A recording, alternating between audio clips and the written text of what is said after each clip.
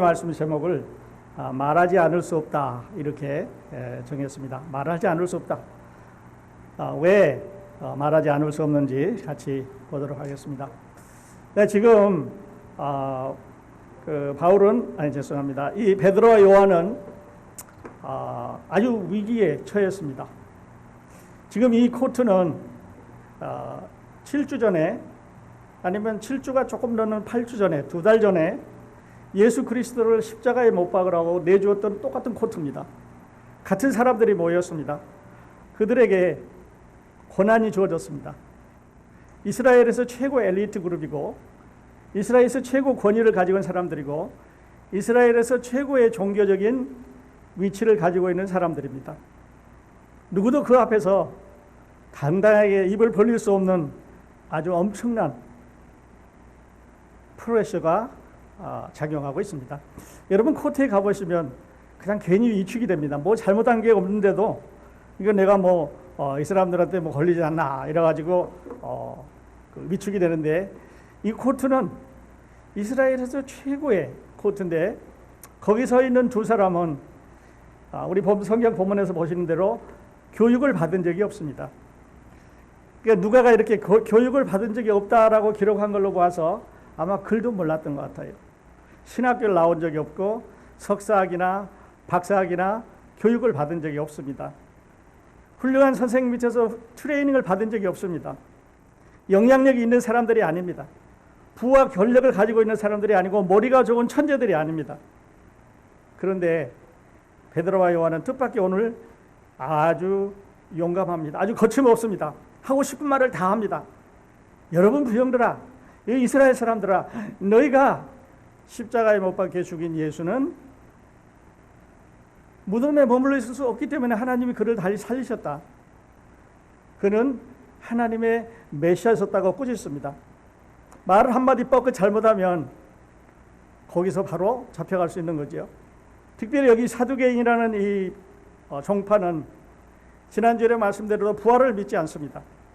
내세를 믿지 않는 천사들도 없고 부활도 없고 마귀도 없고 내세를 믿지 않는 사람들인데, 예수 그리스도가 부활했다고 하는 이 교리는 그들과 정면 대치가 되기 때문에 저 사람들을 없애라 라고 누군가가 이야기한다면 바로 사형에 처할 수 있는 그런 사람들입니다.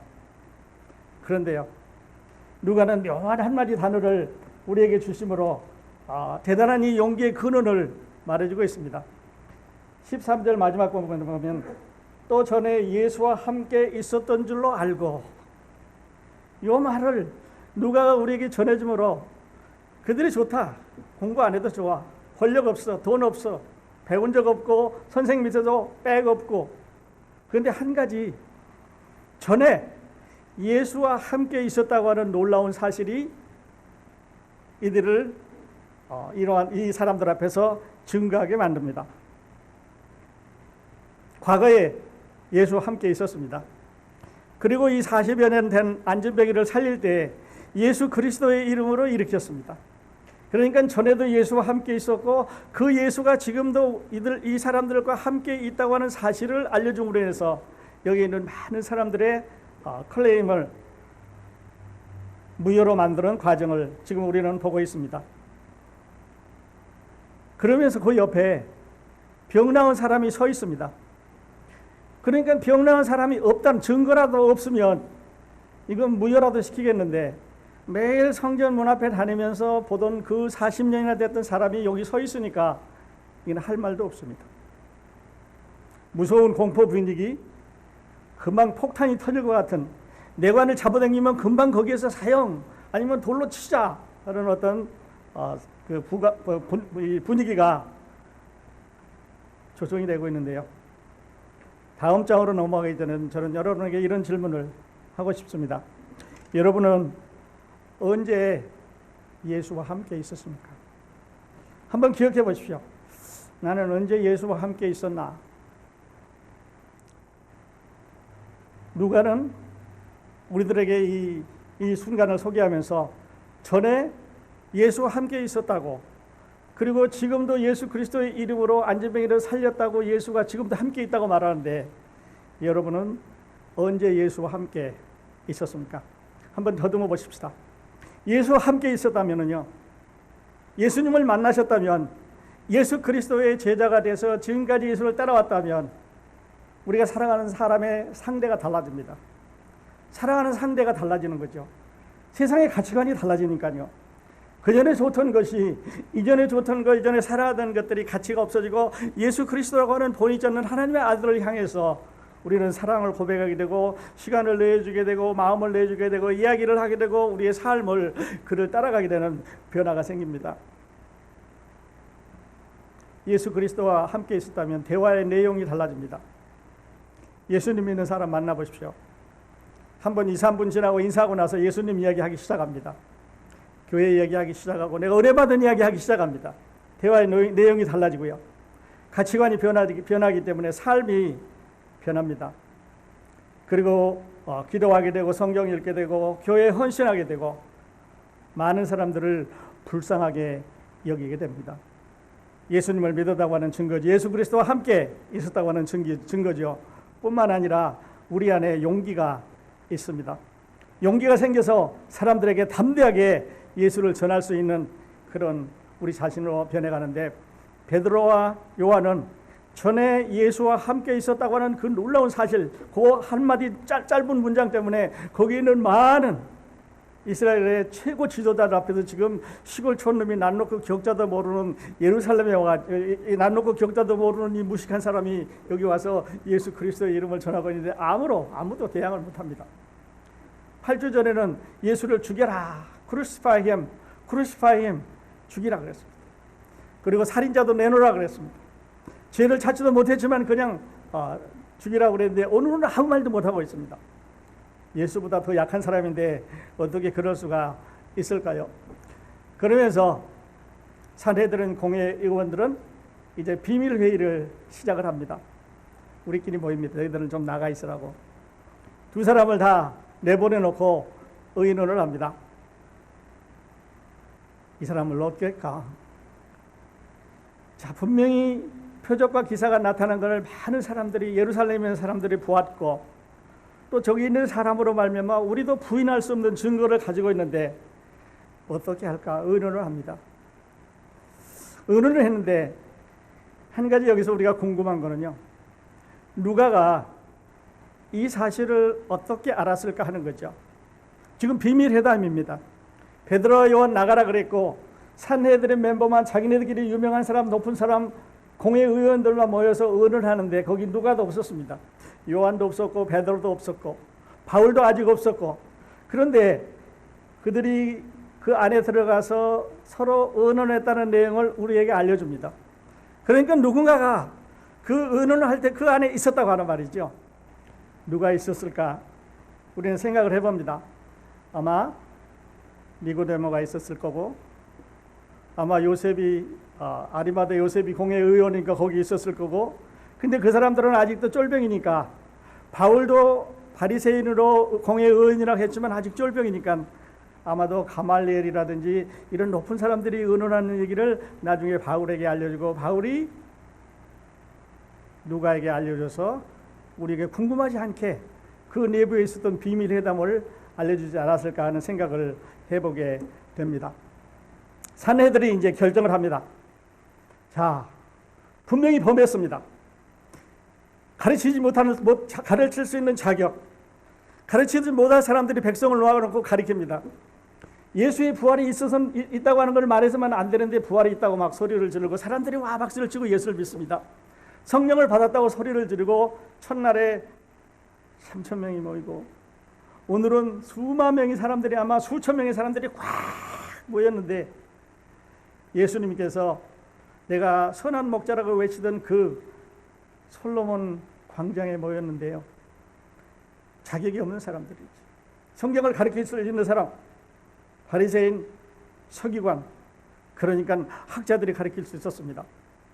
그리고 사람들은 그들의 권위를 주고 그들 밑에서 배웠는데, 이들은 학자도 아닙니다. 이들은 누구 밑에서 훌륭하게 교육을 받은 그런 사람들이 아닌데, 만일에 이 사람들을 없애버린다면, 예수처럼 사형에 처한다면 두 가지 문제가 생깁니다. 하나는요, 사람들이 들고 일어날 거예요.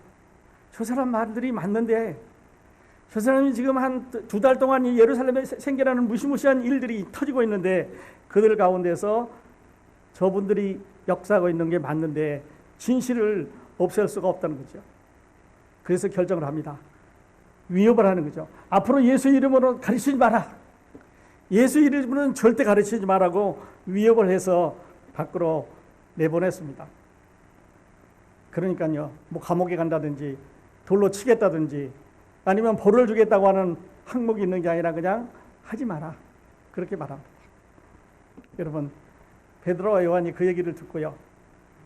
하지 마라 그랬으니까 이야기하지 않았을까요?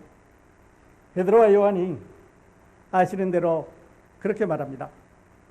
우리는 하나님의 명령을 듣는 것과 너희 말을 듣는 것 중에서 하나님의 명령을 듣겠다. 다시 말해서 하나님의 말씀과 너희 말을 두 가지를 다 우리가 듣고 있는데 우리는 두 개 다 우리 안에서 행할 수가 없습니다. 예수 그리스도께서는 세상을 떠나가시면서 그러므로 너희는 가서 모든 족속으로 제자를 삼아 아버지와 아들과 성령의 이름으로 세례를 주고 내가 너에게 가르치는 것을 내가 너에게 분부한 것을 가르쳐 지키게 하라. 가서 가르치라 그랬습니다. 하나님은 예수 그리스도는 가서 제자들에게 말하라 그랬고 여기에 있는 산헤드린 공회 멤버들은 말하지 말라 그럽니다. 두 가지는 다 할 수가 없습니다. 하나를 따라가면 말을 안 해야 되고 다른 하나를 따라가면 말을 할 수밖에 없습니다. 양쪽 명령을 다 들을 수가 없는 거죠. 그래서 베드로와 요한은 우리는 보고 들은 것을 말하지 않을 수가 없다. 다시 말해서 하나님 편에 서서 너희가 지금 아무리 위협을 하고 거짓말을 공갈을 치고 무섭게 해도 우리는 말하지 않을 수가 없다. 그리고 하나님의 말씀에 순종할 것을 선포를 했습니다. 그래서 오늘 하나님의 말씀의 제목을 말하지 않을 수 없다. 왜요? 보았으니까요. 왜요? 들었으니까요. 왜요? 체험했으니까요. 왜요? 옆에는 이 안진뱅이 40년 동안 문 앞에 앉아있던 안진뱅이가 일어나는 것을 봤으니까요. 보고 들은 것을 말할 수 없다는 거죠. 영어로 하면 이런 말입니다. We cannot but speak. We cannot but speak. 우리는 말하지 않을 수가 없다고 말합니다. 말씀드렸던 대로 마태복음 28장 마지막 부분에서 그러므로 너희는 가서 모든 민족을 제자로 삼아, 번역이 좀 다릅니다마는 아버지와 아들과 성령의 이름으로 세례를 베풀고 내가 너희에게 분부한 모든 것을 가르쳐 지키게 하라. 볼지어다 내가 세상 끝날까지 너희와 항상 함께 있으리라 하시냐. 말하라. 이 사람들은 말하지 말라. 말하지 않을 수가 없습니다. 그런데요, 아주 기이한 현상이 일어납니다. 분명히 이 사람들은 예수님이 말씀하셨을 때보다 훨씬 더 많은 것을 범했습니다. 왜냐하면 이들은 메시아도 아니고 성령으로 잉태한 사람도 아니고 메시아로서의 온갖 일을 행한 사람들이 아닌데 그들 밑에서 배웠기 때문에 한 단계 다른 second grade인데 아니면 third grade인데 더 낮은 사람들인데 분명히 이들을 없앴으면 거기에서 없애기 시작했으면 조금 더 복음이 위협을 받을 수가 있는데 릴리스했습니다. 풀어줘라. 와, 풀어주라고 말합니다. 왜요? 불법을 행한 건 아닙니다. 사람들 앞에 사람들이 정한 법률에 의하면 불법인지 모르지만 하나님께서 말씀하신 그 하나님의 법에 의하면 가서 말하지 않는 것이 불법이지 사람들에게 그리스도의 부활에 대해서 예수 믿으면 구원받는 것에 대해서 이스라엘의 지금까지 있던 전통들이 이제는 그리스도로 말미암아 새로운 시작으로 이제는 복음이 증거되는 것에 대해서 말하는 것에 불법이 아니기 때문입니다. 뿐만 아니라요, 이제는 이스라엘의 영웅이 바뀌었습니다. 그전에는 산헤드린 멤버가, 그전에는 바리새인들이, 그전에는 사두개인들이, 그전에는 가말리엘의 유명한 선생님들이, 유명한 학파들이 권위를 잡고 있었지만 이제는 예루살렘의 영웅은 시골뜨기 촌사람 12명의 어부들입니다. 가는 데마다 기적이 나타나고 가는 데마다 이적이 나타나기 때문에 만일 이들에게 처벌을 한다면 예루살렘 시민들이 아마 들고 일어날 것입니다. 그래서 말하지 않을 수가 없었습니다. 그래서 베드로와 요한을 석방하지 않을 수가 없었습니다. 그런데 한 가지 의문이 나는 거는요, 이 산헤드린 멤버들이 베드로가 지금 부활에 대해서, 예수님의 부활에 대해서 이야기하고 있는데 사두개인들이 입을 못 열고 있다는 사실이에요. 야, 부활이 어디 있느냐? 야, 천사가 어디 있느냐? 야, 어디 우리가 다시 영혼으로 사는 게 어디 있느냐라고 대들고 이 사람들을 입을 막을 수가 있었는데 그렇게 하지 못했습니다. 사형을 못 시킨 거죠. 그래서 제가 다른 구절을 찾아보니까 홀로새서 1장에 사도 바울은 이렇게 정했습니다. 그가 우리를 흑암의 권세에서 건져내사, 다시 봅니다. 그가 우리를 흑암의 권세에서 죄입니다. 건져내사 그의 사랑의 아들의 나라로 옮기셨으니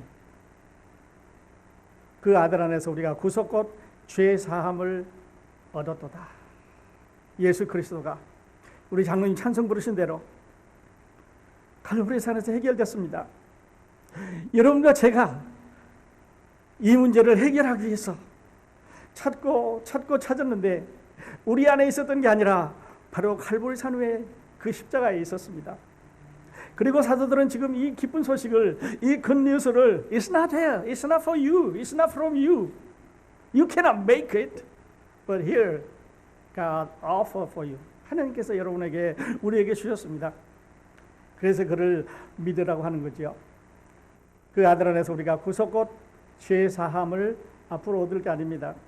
얻으려고 그러는 것도 아니고 얻었다라고 말을 하고 있습니다.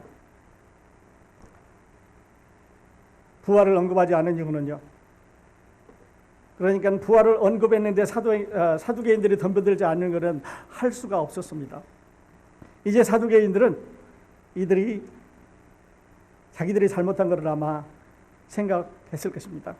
그리고 이 사두개파 사람들은 예루살렘 성전이 무너지면서 세상에서 없어져 버리고 말았습니다. 바리새인들은 있었지만 사두개인들은 거기까지인데요. 아마 그런 때부터 무너지기 시작을 했을 것입니다. 이 베드로와 요한의 용기, 여러분 이 사람들의 용기가 어디서 나왔다고 생각을 하십니까? 여러분 용기는 어디에서 나올까요? 아마 용기는 두려움을 이기는 힘인데요. 그러니까 용기는 두려움에서 나옵니다. 여러분이 뭔가 두려움이 있다면 그것을 이길 수 있는 힘은 용기인데, 그것을 물리칠 수 있는 힘은 용기인데요. 이 용기는 두려움에서 나옵니다. 맞서서 싸울 힘은, 그 힘을 인정할 때 우리는 그것을 대항할 수 있는 용기가 우리 안에 생겨가는 것인데요. 진정한 용기는 분명한 진리에서 나옵니다. 베드로와 요한이 이렇게 용기 있게 말할 수 있는 것은 물론 성령이 가득 찼기 때문에 그렇게 말할 수 있었지만, 그러나 그거에 앞서 그들에게는 분명한 진리를 알고 있었습니다. 우리가 따라다니는 그분이 메시아셨다. 우리가 몰랐지만 그분이 행하신 것은 구약성경에서 말씀하신 모든 예언을 이루신 분이다. 그리고 50여일 전에 예수님 십자가에 못 박혀 돌아가시는 그 재판 과정에서 뒤로 숨어서 비겁하게 조그마한 어린애 앞에서, 조그마한 소녀 앞에서도 나는 그를 모른다. 나는 결코 그를 모른다. 나는 절대로 그를 모른다고 저주하면서 마지막으로 부인하던 베드로가 그 많은 사람들 앞에서, 산헤드린 앞에서 용기를 가지고 이야기할 수 있는 거는요, 진정한 분명한 진리를 알았기 때문에 그렇습니다. 그래서 많은 우리 그리스도인 선배들은 목숨을 내놓고 그 진리를 향해서, 그 복음을 향해서, 그것을 향해서 자기 목숨을 또 대대로 이어가면서 수많은 사람들이 희생되고 복음을 오늘 우리들에게도 전해 주신 걸 알 수가 있습니다. 용기는 우리 자신이 만들 수가 없습니다. 누군가에 의해서 만들어지는 건데요. 말씀드렸던 대로 산헤드린 공회는 이 최고의 권력을 가지고 있는 이 사람들은 베드로와 요한을 그리스도처럼 사형시키지 못했을까 하는 게 제 의문입니다. 똑같은 사람들입니다. 똑같은 법률입니다. 똑같은 파워 갖고 있습니다. 그런데 그때는 예수는 죽이라 그랬고 그 제자들은 석방시켜줬습니다. 말하지 마라. 그것도 아주 마일드하게, 어떻게 보면 부탁이고 어떻게 보면 사정하는 것처럼 가서 말하지 마라. 그렇게 이야기를 했는데요. 예수 그리스도는 타임을, 시각을, 거기에서 십자가에서 그날 돌아가셔야 되는 시간표를 갖고 있었습니다. 프로그램을 갖고 있었습니다. 그래서 The Plan of Salvation, 하나님의 구속의 그 계획의 시간표에 따라서 예수 그리스도는 십자가를 가셔야 될 수밖에 없었고요. 오늘 베드로와 요한은 그런 걸 가지고 있지 않았기 때문에 사형을 시키지 못했습니다. 진리이기 때문에 그렇습니다. 그래서 오늘 저는 여러분과 함께 이렇게 몇 가지 질문을 들으면서 결론을 낼까 생각을 해봅니다. 첫 번째는요, 베드로와 요한이 성전에 들어가 미문 곁으로 지나갑니다. 그런데 거기 40세쯤 된 안진뱅이 장애우가 앉아 있었습니다. 베테랑이죠. 어디 가면 동량을 많이 얻는지, 어느 시간에 가면 동량을 많이 얻는지, 그러니까 장소도 알고 시간도 알고 거기 앉아있는 사람 중에서는 40년 동안 앉아 있었으니까 베테랑이에요. 성경은 어디에도 이 사람이 40년 된 이 환자가, 이 안진뱅이가 한 사람이었다는 기록은 없습니다. 많은 사람의 생각은, 또 많은 사람의 증언은 그 당시에 그 길거리에는 많은 거지들이 앉아 있었습니다. 그런데 베드로와 요한의 눈에 왜 40세 된 사람에게 가서 말을 걸고 그를 살려주실까 하는 게 의문입니다. 어쩌면 더 나이 어린 소녀도 있었을지 모르고, 어쩌면 더 가난하고 힘든 여인도 있었을지 모릅니다. 어쩌면 더 나이가 많은 할아버지나 할머니도 있었을지도 모르는데 40여 된 이 40이라는 숫자를 여러분이 한번 생각해 보십시오. 성경에서 40은요, 하나님께서 새로운 것을 준비하실 때 늘 40이라는 숫자를 사용하셨습니다. 노아가 이제 온 세상을 홍수로 멸하려고 하는 하나님의 계획 가운데 들어가 있을 때 비가 40일 동안 내렸습니다. 모세는 40일 동안 시내산에 올라가서 기도를 함으로 율법을 받아가지고 내려와서 새로운 시대를 열었습니다. 엘리야도 40일 동안 사막을 헤쳐가서 호렙산에 올라가서 다음 할 일을 하나님으로부터 지시를 받았습니다. 너는 앞으로 이렇게 해라.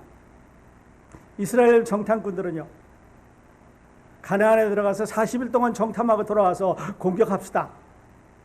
나머지 사람들은 안 된다는 새로운 일을 시작했습니다. 또 다른 이스라엘 백성들은, 그러니까 이스라엘 백성들은 40년 동안 광야를 헤맨 후에 가나안으로 들어갔습니다. 그 말은 40년 동안 만나를 먹었다는 말과 같습니다. 그러니까 40년 동안 만나를 먹고 가나안에 들어갈 수 있었습니다. 예수님도 40일 금식하셨습니다. 그리고 새로운 공생애를 시작하셨고요. 부활 후에 40일 동안 세상에 계시다가 승천하셔서 새로운 시대, 성령의 시대가 열릴 것을 우리에게 말씀을 하셨습니다. 오늘 40세 된 핸디캡 환자? 우연이 아닙니다. 하나님이 분명히 우리에게 주시는 메시지가 있습니다. 40, 이제 새로운 시대가 하나님 앞에 열리고 있는 것을 말씀을 하고 있습니다. 복음의 시대, 은혜의 시대, 누구든지 저를 믿으면 구원받는 새로운 세대가 오늘 우리 앞에 열리고 있는 거죠. 두 번째는요, 여러분, 우리는 하나님의 광고 모델인 걸 아십니까? 우리는 하나님의 광고 모델입니다. 사람들은 자기 제품을 선전하기 위해서, 사람들은 자기 회사의 이미지를 선전하기 위해서 화장품 회사 떠오르는 사람이 있을 겁니다. 또 뭐 스포츠 용품 떠오르는 사람이 있을 겁니다. 신발 회사 떠오르는 사람이 있습니다. 의복, 전자제품, 뭐가 돼, 자동차 어떤 거든 간에 사람들은 거기에 맞는 이미지를 가지고 있는 사람들을 앞세워서 대중에게 자기 제품을 알리고 있습니다. 그렇다면 하나님은요, 여러분과 저 같은 사람들을 구원하셔서 예수 그리스도의 성령을 우리 가운데 주시고 하나님의 광고 모델로 활동하도록 하셨습니다. 광고 모델은 자기 회사에 대해서 절대 나쁘게 말하지 않습니다. 광고 모델은 자기 회사에 대해서 잘 교육받고 훈련받고 와서 그대로 하라는 대로 잘하고 있습니다. 여러분은 하나님의 광고 모델로서 하나님께서 우리에게 하라고 전해라고 하는 메시지를 얼마만큼 전하고 계십니까? 또 바꿔 말하면 우리는 하나님의 광고 모델로서 하나님께서 해서는 안 된다고 하는 말들을 얼마만큼 버리셨습니까? 혹시 우리는 하나님의 광고 모델이라고 하면서 사탄을 위해서 이야기하고 있지는 않은가요? 하나님의 광고 모델이라고 말하면서 하나님의 교회에 나와서 가십을 만들고 루머를 만들고 크게 만들고 더 만들고 생산하고 확대 재생산해서 하나님의 교회를 어지럽고 있지는 않습니까? 우리를 보고 사람들이 하나님을 믿을 수 있을까요? 우리를 보고 우리의 언행을 보고 그리스도의 향기를 느낄 수가 있을까요? 여기에 베드로와 요한은 사람들은 그 두 사람을 봤을 때 그들의 학문적인 배경과 그들이 가지고 있는 부와 엘리트 의식과 지식이나 이런 걸 보질 않았습니다.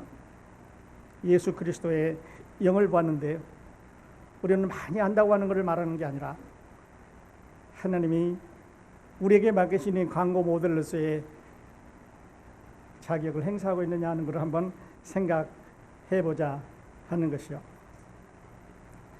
말씀을 준비하면서 윌리엄 캐리라고 하는 영국의 아주 교육을 많이 안 받으신 분인데 이제 아시겠습니다만은 선교의 문을 연 분이 이런 말을 했습니다.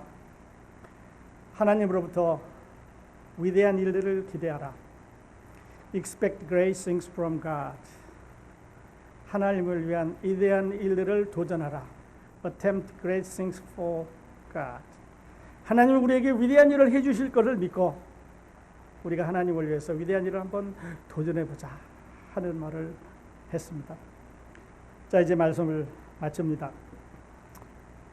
40년 된 환자를 고치고 공회에 붙잡혀가서 지금 신문을 받는 베드로와 요한은 그 사람들이 그렇게 큰 공포 속에, 위협 속에, 무서움 속에 재판장에 서서 당당하게 말합니다.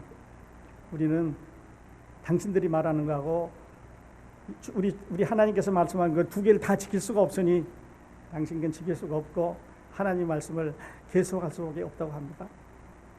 다음 주에 가면 이제 기도하고 있는 형제들에게 돌아가서 된 일을 말하고 그 함께 기도하고 있는 형제들이 밖에 나가서 또 예수님을 전하는데요. 이제는 더 큰 문제가 닥쳐옵니다.